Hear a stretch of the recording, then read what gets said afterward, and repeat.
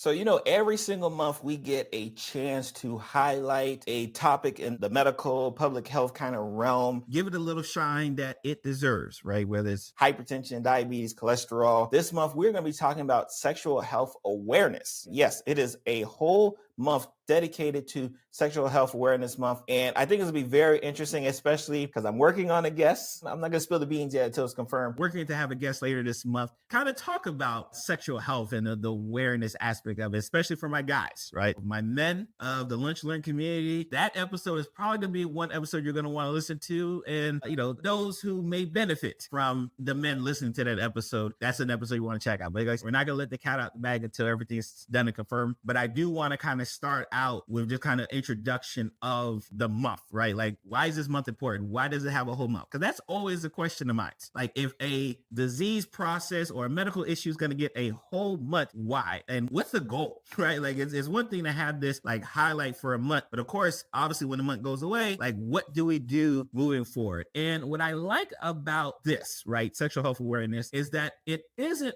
focused on the disease process of it. If you understand what I mean, right? A lot of times when we're talking and we're highlighting diseases, we're always kind of highlighting kind of the negative effects of it. Like, oh my God, cancer. All right, let's highlight the negative effects of cancer. But when you have an aspect of just sexual health, there's a wide spectrum of, the good stuff and the bad stuff. When we're talking about erectile dysfunction, not being able to get it up, low testosterone, that's where the highlight comes in. But I love the focus of this month here that happens every September, where they say, you know what, we're not going to only focus on, the disease aspect of it or the dysfunction associated with sexual health. Let's focus on the fact that it's important to have it, right? Let's focus on the fact that for physical well-being, emotional well-being, let's focus on those aspects of sexual health and make sure that they get the highlight, because a lot of times this discussion is unfortunately very little. I'll tell you, I have 12 and 9-year-olds, right? 12 and 9-year-olds recently have a conversation on sexual health and like, what does it mean and what is it and where babies come from, right? These are conversations that our kids are having. But if you're sitting in a level of discomfort that you can't have this conversation with the children, you're not going to have it with adults. Like, you're not going to have adult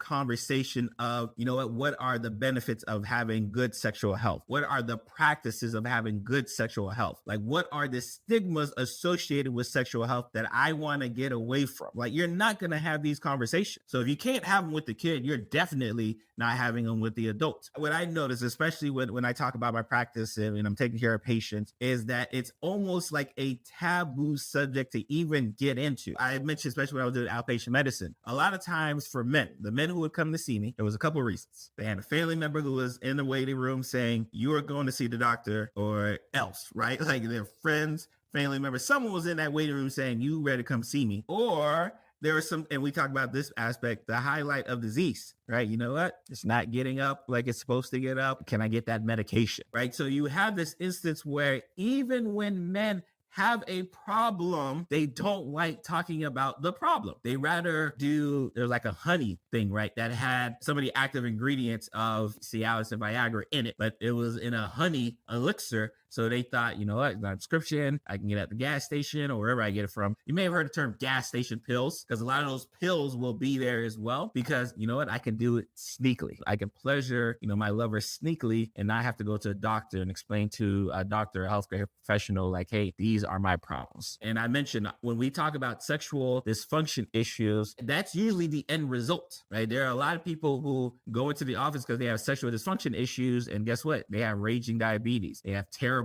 cholesterol, right? Their blood pressure is through the roof, right? Like, all of a sudden there's these medical issues. What brings them in is the sexual dysfunction. Of course, we don't want that, but sometimes, and unfortunately a lot of times, it kind of happens that way. So I do love when we have a month like this to say, you know what? We're going to focus on all the beautiful aspects of it. We're going to focus on the importance of the physical well-being, the importance of emotional well-being. We're going to touch all of these bases here because we know if we don't, right, you'll be scared to talk to your kids. You'll be scared to talk to your partners about it, right? Like, you allow you and your partner's relationship to sour because, you know what? No, that's a taboo topic, even for someone I may be intimate with.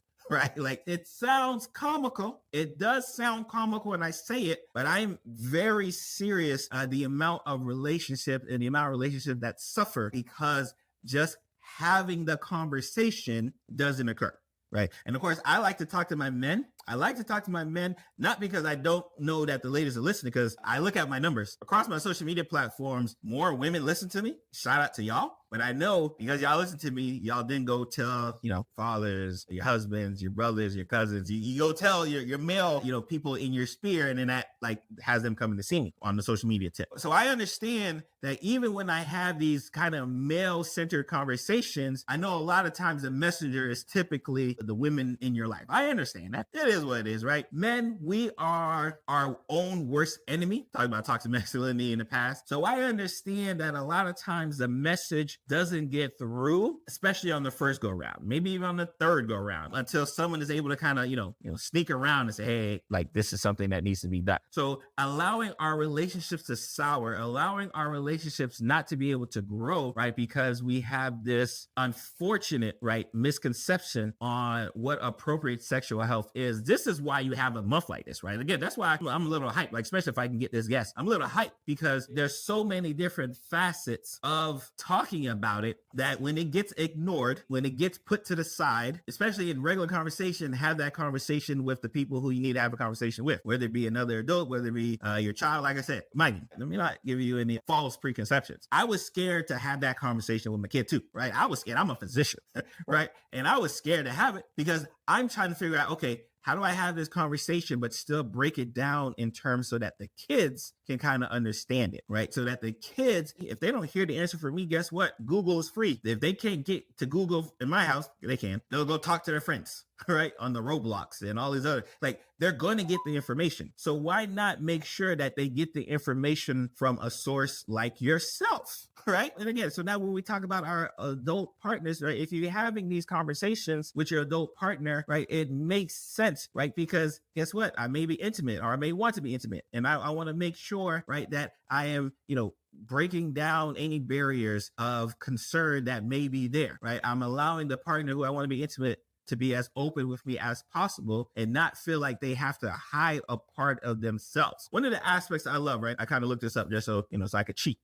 One of the aspects that they want to make sure that they drive home, that they really drive home this much is education and awareness. Obviously, this is which when you listen to Dr. Berry, like this is what goes down. Right? Education and awareness. World Sexual Health Day is actually September 4th, right? So World Sexual Health Day is September 4th. I don't know if there's going to be balloons. I don't know what's going on social media that day, but when you listen to this, because this episode comes out a little bit earlier than the 4th, community engagement, that's when we're talking to our healthcare providers. We're talking to our officials. We're talking to, the community centers. Like we're making sure that it's not a one-person job, right, to drive home the fact that it's important to focus on this sexual health issues, right? And then reducing stigma was a big one, right? Advocating for the sexual rights of all individuals, regardless of gender, sexual orientation, or age, and addressing issues such as discrimination, access to healthcare, right? So extremely, extremely, extremely important, y'all. It's so extremely important that we understand that the access to this information be available to as many people, and it doesn't matter their age, their gender, their orientation. Like good sexual health education is important for everyone because everyone benefits from it. There's no point to be gatekeeping this type of information and makes no sense that you would do so. And when I say gatekeeping, I'm not saying you're actively keeping information away. You may actively be not trying to say, hey, you know what? Depending on your sexual orientation, I don't want to talk about sexual health, right? Depending on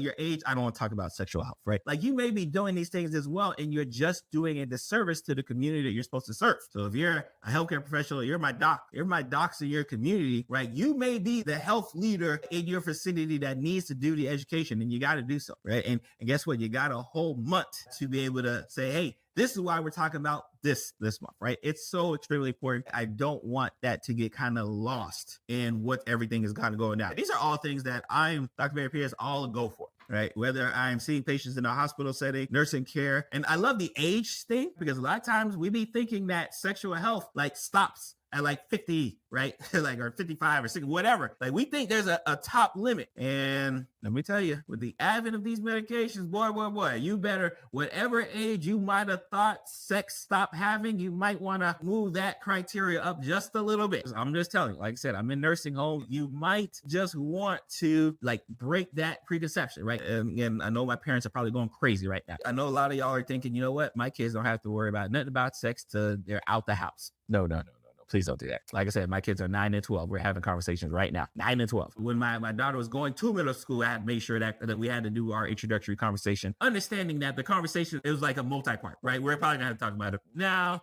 All right, probably going to talk about it in a year. Like, we understand that these conversations are going to have to keep on going, like a keep on ongoing process. So putting an age like, no, I'm not even going to have this conversation until they turn 18 is naive. We call it naivete. It's very naive to think like, oh, no, I'm going to wait till they're 18. No. Especially in this day and age, that they could be playing, Roblox. They could be watching a YouTube short. Trust me, conversations need to happen much earlier. And I love a month like this because a month like this allows us to be like, okay, let me get my stuff together, right? Like, yeah, you know what? I had an age block. I had a sexual orientation block. I had a race block that, I said, oh, they don't need to have this, right? Let's break it out of here, right? And you have a month where you're able to do the highlighting. Like, they even have American Sexual Health Association. Like, this is official, all right? So this isn't like one of those disease issues or health issues, we'll say, that get its own month, but no one really talks about. Like, no, this is pretty official. And it is something that,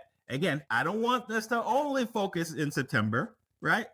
But at least if it gets a spot in the shine during the month of September, we're going to highlight it like the way we need to highlight it. So again, we're just going to summarize. What do we want to do? We want to educate ourselves. We want to make ourselves more aware of sexual health and the importance of it. World Sexual Health Day, the 4th of September. Community engagement, reducing stigma and sexual rights, right? Like, we got to do it all. It's got to start here. I'm yours truly, Dr. Barry Pierre, favorite board certified internist. Hope to see you guys next week.